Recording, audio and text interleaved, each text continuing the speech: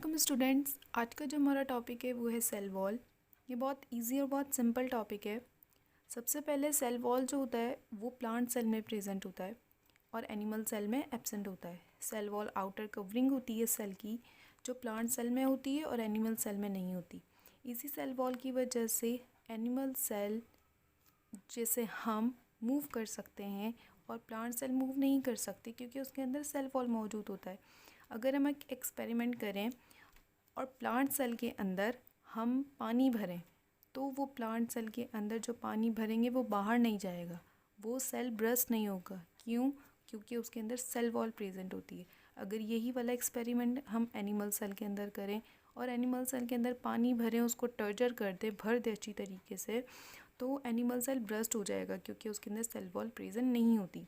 ठीक है, ये बहुत आउटर कवरिंग होती है प्लांट सेल की और वो बहुत सपोर्ट करती है प्लांट सेल को। चलिए हम इसकी टेक्स्ट बुक पढ़ते हैं।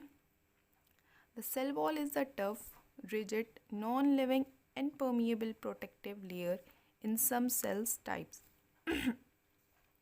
सेल वॉल जो होती है वो टफ, ठोस, रिजिड, हार्ड और नॉन लिविंग कवर होती है।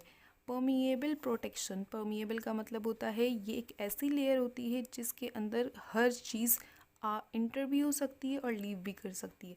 इसमें कोई बैरियर, कोई रुकावट नहीं होती, हर चीज़ अंदर आ सकती है और हर चीज़ बाहर भी जा सकती है। This outer covering is position next to the cell membrane, plasma membrane in plant cells, fungi, algae and bacteria. ये एक आउटर कवरिंग होती है जो कहाँ पर मौजूद होती है? प्लाज्मा मेम्ब्रेन के बाहर, प्लाज्मा मेम्ब्रेन के बाद जो किस किस में मौजूद होती है? फंजाई में, अल्जाई में और बैक्टीरिया में। The cell wall has many important functions in the cell, including the protection, structure and supporting. जो सेल वॉल होती है वो बहुत सारे सब फंक्शन प्रोवाइड कर रही होती है सेल को। सबसे बेहतरीन जो होती है वो इसको प्रोटेक्ट करती है। जैसे मैंने आपको पानी की एग्जांपल दी, अगर हम प्लांट सेल के अंदर पानी भरें तो वो ब्रस्ट नहीं होगा प्लांट्स, क्योंकि सेल वॉल उस प्लांट सेल को प्रोटेक्ट कर रही होती है और पानी अपने अंदर ही रखेगा, तो उसकी प्रोटेक्शन करती है, उसका सपोर्ट करती है और उसको स्ट्रक्चर प्रोवाइड करती है। Cell wall compositions varies depending on the organisms. Cell wall की जो कंपोजिशन होती है, यानी सेल वॉल जिस चीज़ की बनी हुई होती है वो उसकी ऑर्गेनिजम्स पर डिपेंड करती है। मतलब अगर हम प्लांट सेल की बात की जाए तो वो सेल्यूलोज की बनी हुई होती है। अगर हम बैक्टीरिया की बात करें तो वो और मैक्रोमोलिक्यूल की बनी हुई होती है। फंजाई, अल्जाई, यानी अलग अलग कंपोजिशन की सेल वॉल बनी हुई होती है। ज़रूरी नहीं है कि सेल्यूलोज की प्लांट में भी मौजूद हो, बैक्टीरिया में भी मौजूद हो, अल्जाई और फंजाई, इन चारों में सिर्फ सेल्यूलोज की प्रेजेंट हो सेल वॉल। अलग अलग मैक्रोमोलिक्यूल्स की बनी हुई होती है cell wall. In plant cells, in the plant the cell wall is compose mainly of the strong fibres of cellulose. यहाँ पर एक एग्जाम्पल दी है कि प्लांट सेल की जो सेल वॉल होती है वो सेल्यूलोज की बनी हुई होती है। और बैक्टीरिया की बात कर रहे हैं, the bacteria cell wall are compose of the sugar, amino acids called peptidoglycan. Bacteria cell की जो सेल वॉल होती है वो शुगर यानी कार्बोहाइड्रेट, अमाइनो एसिड यानी प्रोटीन, इन दोनों को मिलाकर एक मैक्रोमोलिक्यूल बनता है जिसको हम पेप्टिडोग्लाइकेन कहते हैं, जो बैक्टीरिया की सेल वॉल पेप्टिडोग्लाइकेन की बनी हुई होती है। The main component of the fungal cell, अब फंगल सेल की सेल वॉल की बात कर रहे हैं कि वो किस चीज़ की बनी हुई होती है? वो काइटिन की बनी हुई होती है, ग्लाइकिन की बनी होती है और प्रोटीन की बनी हुई होती है। It may consist up to the 3 layers that helps to support the plant. ये किस तीन लेयर्स पर मुश्तमिल होती है प्लांट सेल की? यहाँ पर सिर्फ प्लांट सेल का जिक्र किया है, अल्जे, फंजाई, बैक्टीरिया की सेल वॉल का जिक्र नहीं किया।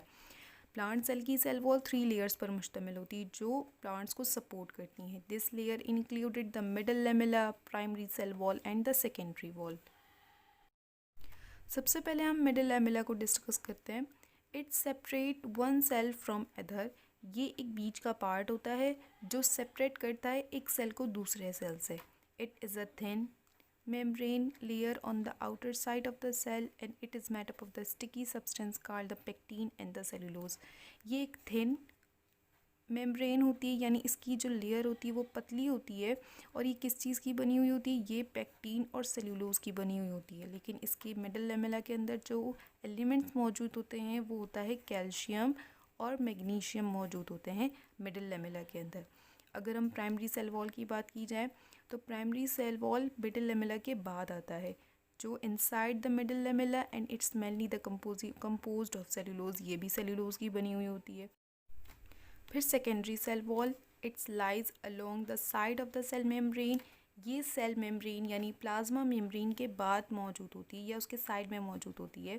It is made up of the thick and the tough material of cellulose, ये भी सेलुलोज की बनी हुई होती है, which is held together by the hard water proof substance called the lignin, और उसके साथ जो hard and water proof substance called the lignin, एक और हार्ड कवरिंग मौजूद होती है जिसके हम लिग्निन कहते हैं। इसी लिग्निन की वजह से जो बड़े बड़े प्लांट्स होते हैं वो हार्ड होते हैं, वो सॉफ्ट नहीं होते। ये लिग्निन हमारे बड़े प्लांट्स में मौजूद होता है, ये छोटे प्लांट्स में मौजूद नहीं होता है, जिसकी वजह से जो छोटे प्लांट्स होते हैं, जो ग्रासी होती है, वो हम जब चलते हैं, जब वही प्लांट्स मुरझा जाते हैं या मर जाते हैं, उन प्लांट्स के अंदर लिग्निन या वेस्क्यूलर बंडल्स मौजूद नहीं होते। Lignin, cellulose, secondary cell wall, hard covering बड़े प्लांट्स के अंदर मौजूद होती है। It is only found in cell which is provided the mechanical support in plants, ये सिर्फ कहाँ मौजूद होता है, जो उसको मैकेनिकल सपोर्ट दे, प्लांट को मुरझाने ना दे, प्लांट्स को डिस्ट्रॉय होने से रोके। Lignin some cells of the xylem like tracheids and the vessels, जैसे मैंने आपको बताया कि हायर प्लांट्स होते हैं, बड़े प्लांट्स होते हैं, उनके अंदर लिग्निन मौजूद होता है और वेस्क्यूलर बंडल्स मौजूद होते हैं। वेस्क्यूलर बंडल्स में एक जाइलम आता है और एक फ्लोएम आता है। एक जाइलम और फ्लोएम, इन ये वेस्क्यूलर बंडल्स के पार्ट हैं।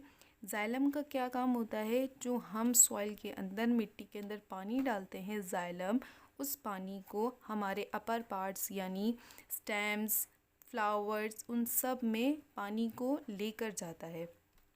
और फ्लोएम का क्या काम होता है, जब प्लांट्स सनलाइट की रोशनी की वजह से जो अपना कार्बोहाइड्रेट बना लेता है लीव्स के अंदर यानी क्लोरोप्लास्ट के अंदर, उस कार्बोहाइड्रेट को, उस ग्लूकोज को पूरी बॉडी में या उस खाने को पूरी बॉडी में डिस्ट्रीब्यूट करता है फ्लोएम। जाइलम का जो पार्ट होते हैं वो होता है ट्रैकीड्स और वेजल्स। ट्रैकीड्स जाइलम के पार्ट्स हैं, जाइलम और फ्लोएम वेस्क्यूलर बंडल के पार्ट्स हैं। यानी जो ट्रैकीड्स और वेजल्स का काम भी यही होता है कि सॉइल में, मिट्टी में से जो पानी होता है, जो ऑर्गेनिक कंपाउंड्स होते हैं, वो सॉइल में से अपर पार्ट की तरफ लेकर जाना। ठीक है, जो ट्रैकीड्स होते हैं वो ज़्यादातर हमारे जो नारान, कागान, मरी, जो हमारे ठंडे इलाके होते हैं, ज़्यादातर ट्रैकीड्स उस वाले प्लांट्स के अंदर मौजूद होते हैं। लेकिन वेजल्स जैसे हमारे इलाके, गर्म इलाके, वहाँ पर वेजल्स ज़्यादातर मौजूद होती हैं। The openings in the cell wall are called the plasmodesmata, which contain the strand of the cytoplasm that connect the adjacent cells. Plasmodesmata एक पोर्स मौजूद होते हैं सेल वॉल के अंदर, जो एक सेल को दूसरे सेल के अंदर जितना भी मटेरियल है वो इंटरेक्शन करवाते हैं। यानी जाइलम का मैंने आपको बताया कि जाइलम सॉइल के अंदर से पानी और ऑर्गेनिक कंपाउंड्स मिट्टी की से लेकर अपर पार्ट्स में लेके जाता है। जब एक सेल को वो एक पानी दे देगा तो एक सेल से दूसरे सेल के अंदर जो पानी जाता है वो इस पोर्स के ज़रिए जाता है। यानी प्लाज्मोडेस्मेटा एक पोर्स होता है जो एक सेल को दूसरे सेल के अंदर कनेक्ट करता है। अगर एक सेल में पानी आ चुका है तो इस पोर्स के ज़रिए वही पानी आगे जाएगा, फिर एक सेल के अंदर आ गया वही पानी आगे जाएगा। ऐसे पूरी बॉडी के अंदर इस पोर्स के ज़रिए ऑर्गेनिक कंपाउंड्स और पानी चला जाता है, which is allows cells to interact with one another, allowing the molecules to travel between the plant cells। जैसे मैंने आपको बताया कि ट्रैवल करवाता है मॉलिक्यूल्स को एक जगह से दूसरी जगह, इस पोर्स के ज़रिए सारे मटेरियल्स एक सेल से दूसरी सेल में आसानी से जा सकते हैं। The main function of the wall is to protect the inner parts of the plant cells, which gives the plant cells are more uniform and the regular shape and provide the support for the plant body।